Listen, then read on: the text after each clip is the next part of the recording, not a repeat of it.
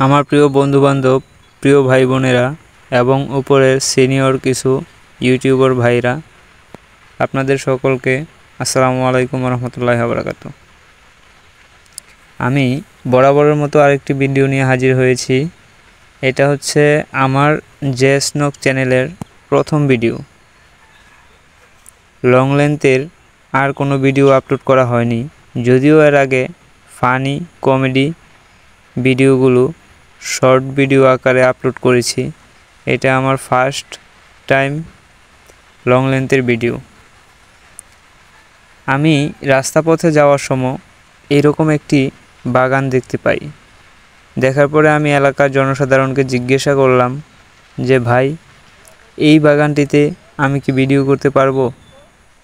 তখন এলাকার লোকজন আমাকে বলল, এই বাগানে বহিরাগত কোনো মানুষ প্রবেশ নিষেধ, একেবারেই নিষেধ। তারপরও আমি বাগানের এক সাইড দিয়ে হেঁটে কিছুক্ষণ ভিডিও করলাম।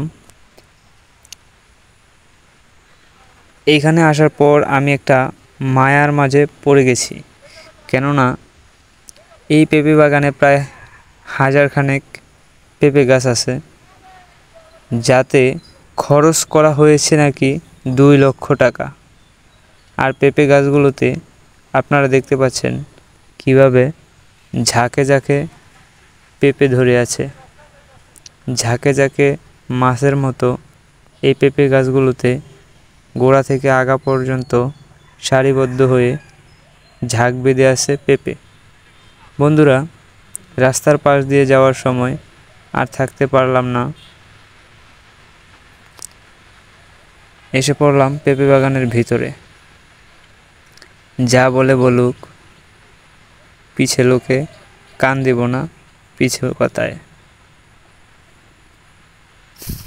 বন্ধুরা, এরকম বাগান কারা কারা কাদের বাড়িতে আশেপাশে আছে, কারা কারা নিজেরা করেছ, অবশ্যই কমেন্টের মাধ্যমে জানাবা। এই পেঁপে বাগানে আসার পর বুঝতে আর বাকি নেই আল্লাহর নিয়ামত কতটা মধুর। আল্লাহ যাকে পছন্দ করে তাকে চারদিক দিয়ে সহযোগিতা করে। তাই আমরা সবাই আল্লাহর উপাসনা করব, ইবাদত বন্দেগী করব। বন্ধুরা, পেঁপে বাগানটি দেখে তোমাদের কেমন লেগেছে?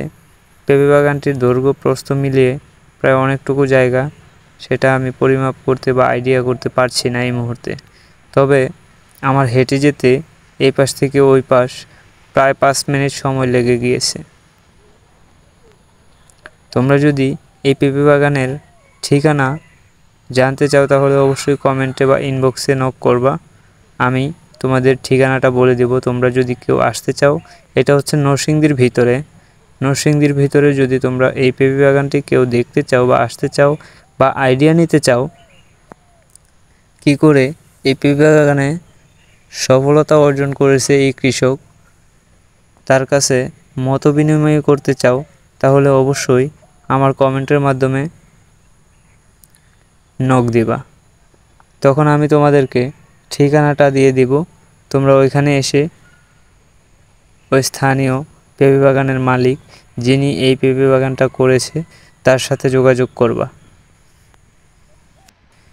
এখানে কিছু কিছু পেঁপে আছে বা পেঁপে গাছ আছে যেখানে পুরুষ পেঁপে গাছেও কিছু ফলন ধরেছে, কিংবা আমরা দেখতে পাচ্ছি যেটা মহিলা পেঁপে গাছ থেকে পুরুষ পেঁপে গাছে বেশি ফলন হয়েছে।